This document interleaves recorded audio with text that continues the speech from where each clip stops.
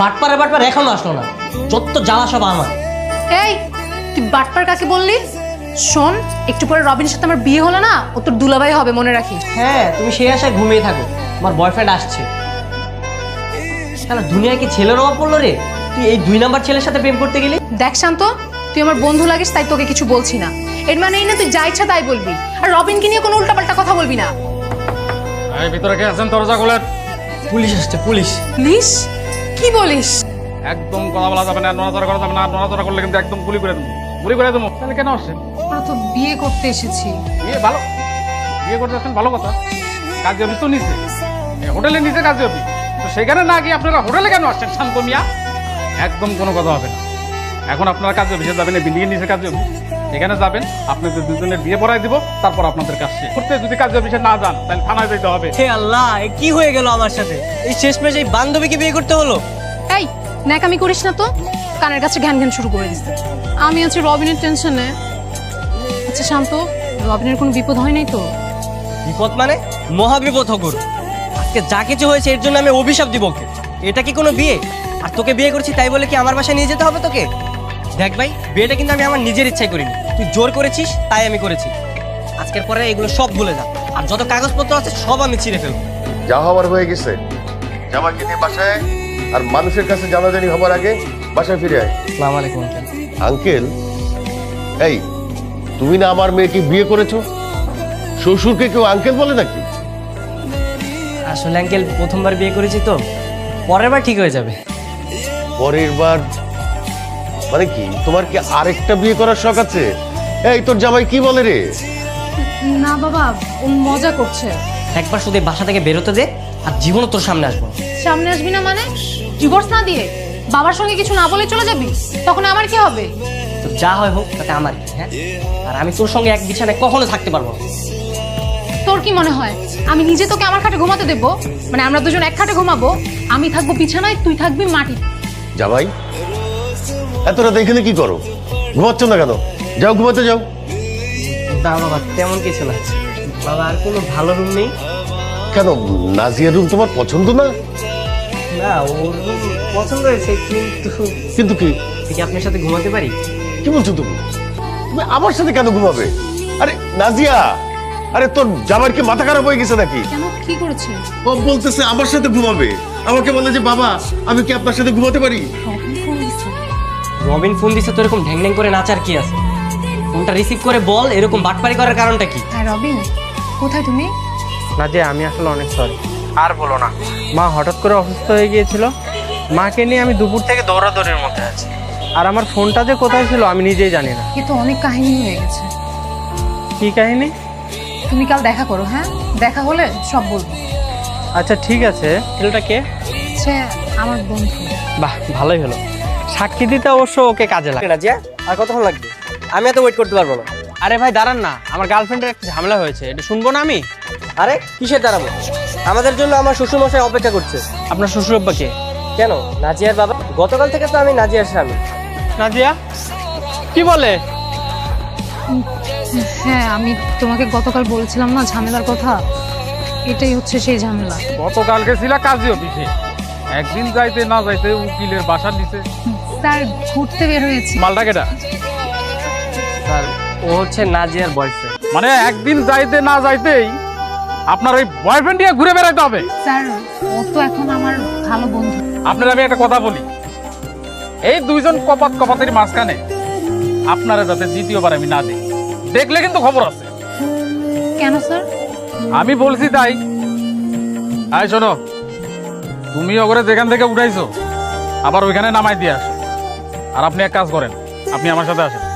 তোমার বাবা মাকে একটু খবর দাও, ওনাদেরকে আসতে বলো। ওনারা আসলে ওনাদের সাথে বসে একটা ডেট ফিক্স করে তোমাদেরকে নতুন করে আবার ধুমধাম করে বিয়ে দেবো। আমার বাবা মা, ওনাদের না আনলে হয় না? আরে কি বলছো?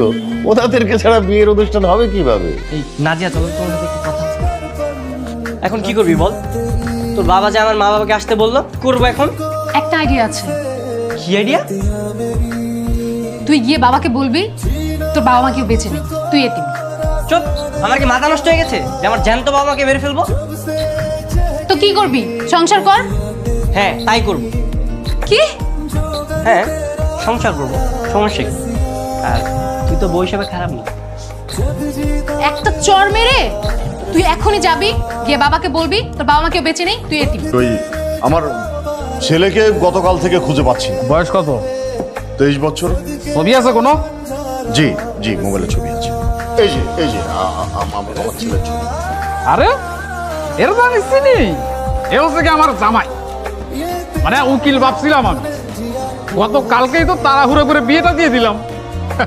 এখন সে শ্বশুর বাড়িতে আছে বউয়ের সাথে, তার হানিমুন পিরিয়ড চলতেছে। এ আপনি কি বলছেন? তার মানে আমার ছেলে আমাকে না বলে বিয়ে করে ফেললো? আসলে বিয়েটা আসলে হঠাৎ করে হয়ে গেছে। সেখানে বললাম না আমি উকিল বাপ হিসাবে উপস্থিত ছিলাম। ও, তার মানে এই বিয়ের সাথে আপনিও জড়িত ছিলেন? বাবা, আমার তো বাবা মা কেউ জীবিত নেই, আমি তো এতিম। তুমি এতিম সেই কথাটা তুই তখনই বলতে পারতে। এতক্ষণ ঘুরে এসে তুমি এখন বলছো তুমি এতিম। আসলে বাবা, আমার তো বাবা মা নেই। এই কোন কথাটা আমি আপনাকে কিভাবে বলবো, তাই একটু প্রিপারেশন নিয়ে তারপরে বললাম। এই তো আমার ছেলে। বাবা এসেছে। কি বলিস? আর শুধু বাবা না, সেই ওসি সাহেবটাও এসেছে। ঘটনাটা হইতেছে উনি আপনার বেয়াই, আপনার মেয়ের শ্বশুর। কি বলতেছেন? শান্ত তো আমাকে বললো যে সে এতিম, তার বাবা মা কেউ নাই। কি বলছেন আপনি এসব? আমার ছেলে শান্ত আপনাকে এই কথা বলেছে? জি। ওকে একটু ডাকুন। শান্ত এখন কোথায়? পাশের রুমে আছে। আমি একটু ওর সাথে কথা বলতে চাই। ভয় পাওয়ার কিছু না, বাড়িঘর দেখে না আমার খুব ভালো লেগেছে। আর শোন, আমি যা কিছু করব এগুলো সব দেখানো মাত্র, বুঝতে পারলি? আমি রাগ করব, পুরো বিষয়টাকে মেনেই নিতে চাইবো না। আসলে এটা কিছুই না, এটা হচ্ছে একটা অভিনয়। কিন্তু আমি তোকে ডিভোর্স দিয়ে দিব। তোর মাথা খারাপ নাকি? হ্যাঁ, তুই এখানেই থাকবি আর এই মেয়েই হবে তোর বউ, বুঝতে পারলি? না না, আমি এটা মানি না। যেই ছেলে তার জীবন্ত বাবা মাকে মেরে ফেলেছে, সেই ছেলেকে আমি অন্তত আর আমার বাড়িতে ঢুকতে দেবো না। আপনার যদি মায়া হয়ে থাকে তাহলে আপনি আমার ছেলেকে সারা জীবনের জন্য রেখে দেন, কিন্তু আমার বাড়িতে আমি আর আমার ছেলেকে ঢুকতে দেবো না। এটাই আমার শেষ কথা। আমি বাসায় বসে বসে একটা কথা চিন্তা করলাম। কি? দেখ, এমনিতেই তোর বাবা, আমার বাবা, সবাই সব কিছু জেনে গেছে। আর ওই ওসি সাহেবের কথা বাদই দিলাম। আমি ভেবেছি যে আমরা ডিভোর্স না দিয়ে সংসার শুরু করি। শান্ত, তুই হঠাৎ এরকম চেঞ্জ হলি কি করে? এটা কিন্তু কথা ছিল না। দেখ, ভেবে দেখতে পারিস কিন্তু। কোনো ভাবাভাবি নাই। আমি কালকে রবিনের সাথে দেখা করব। তোমাদের যে কাজী অফিসে বিয়ে হয়েছে ওই কাজী অফিসে গিয়েই তোমাদের আমি ডিভোর্স করাবো। তাহলে যত দ্রুত সম্ভব চলো আমরা কাজী অফিসে যাই। আগে তো কাবির নামা হাতে পেতে হবে। কাবির নামা হাতে পেলে তারপর সবকিছু ঠিকঠাক করে দিবে উনি। আমি বলছিলাম না জগৎ দুইজনের মাঝখানে তোরে যাতে তৃতীয়বার আর না দেখি। কেন আইছো? কি বলছি আমি না? ওরা এখন আমি থানায় নিয়ে গিয়া তোর পিছন দিক দিয়ে যদি আমি ডিম থেরাপি না দিছি, কথাটা মনে রাখ। স্যার, ও কিছু চুপ। স্যার, ওকে বন্ধু ভেবে বিশ্বাস করাটা আমার সবথেকে বড় ভুল হয়েছে। ও আচ্ছা, তুই যখন আমাকে নিঃস্বার্থের মতো ব্যবহার করিস, কই আমি তো কিছু বললাম না। ভার্সিটিতে কিছু হলে আমি, বাইরে কিছু হলে আমি, বিয়েটা করলি সেখানেও তোর প্রবলেম সলভ করার জন্য আমাকেই পেলি। কই আমি তো কখনো কিছু বললাম না। ও আচ্ছা, এখন আমার জন্য সবকিছু করা হয়ে গেছে। ভাই, অনেক হয়েছে। তুই এখন থেকে তোর মতো থাক, আমি আমার মতো থাকবো। শোন, অনেক তো করেছিস আমার জন্য, পারলে আরেকটা কাজ করিস। আজকের পর থেকে আমার সামনে আর কখনো আসিস না। আমি তোর সামনে আসবো না? না, আসবি না। ভালো থাকিস। ওই দেখাস নাজিয়ার এখন একটা ফোন দিবি। ফোন দিয়া তোর মনের ভিতরে কি ছিল সেটা নাজিয়ারে বল। নাজিয়া, তোমাকে একটা কথা বলার ছিল। হ্যাঁ, বলো। মানে আমি আসলে তোমাকে ভালোবাসি না। মানে আমার লোভ ছিল তোমার টাকা পয়সার উপর। আমি ভেবেছিলাম তোমাকে নিয়ে পালিয়ে বিয়ে করবো, তারপর টাকা পয়সা নিয়ে তোমাকে আমি ছেড়ে দেবো। কি বলছো তুমি এসব? আমি ঠিকই বলছি। এর আগেও আমি দুজনকে ঠকিয়েছি, প্রেমের নাটক করে তারপরে ছেঁকা দিয়ে টাকা পয়সা নিয়ে পালিয়েছি। আমাকে তুমি মাফ করে দাও। তুমি একটা কাজ করো না, বল, কি কাজ করবো? তুমি না শান্তর বাবাকে ফোন দিয়ে আমাদের বাসায় আসতে বলো। তারপর তোমরা সবাই মিলে নতুন করে আমাদের বিয়ের আয়োজন করো। দুজন মিলে ওদের দুজনের হাত এক করে দিই। হ্যাঁ, ঠিকই বলেছেন বিআই সাহেব। আসলে ওরা ছোট মানুষ, ভুল করে ফেলেছে, আমরাও তো ওদের সাথে ভুল করতে পারি না। এবার আমরা আমাদের কাজটা করব। এবার কিন্তু আমরা আমাদের ছেলে মেয়ের বিয়ের অনুষ্ঠানটা বেশ বড় সড়ো করে করব, কি বলেন? হ্যাঁ, একদম একদম সঠিক কথাটাই বলেছেন। তুমি এসেছো? আমি তো ভেবেছিলাম তুমি আসবে না। কি হয়েছে বল, কি বলবি? একদম তুই তাকারি করবে না, দেখছো না আমি তুমি করে বলছি। রোমান্টিক? হ্যাঁ, ঘটনা কি? ওমা, স্বামী স্ত্রী রোমান্টিক হবে না তো কে হবে শুনি? কি হয়েছে বল? অনেক ভেবেচিন্তে দেখলাম বুঝছো, তাই রবিনের চ্যাপ্টারটা ক্লোজ করে দিয়ে আসছি। ভাবলাম বাকি জীবনটা না হয় তোমার সাথে কাটিয়ে দিব। এখানে কি করতেছো তোমরা? স্যার হানিমুন পিরিয়ড চলছে। Honeymoon period? হ্যাঁ? আচ্ছা, তোমাদেরকে মানে এই টানা 1 বছর ধরে কি হানিমুন পিরিয়ড চলবে? হ্যাঁ? না, চলো, ভালো ভালো, এটা ভালো। তাই আমি তোমাদেরকে একটা পরামর্শ দিতে পারি।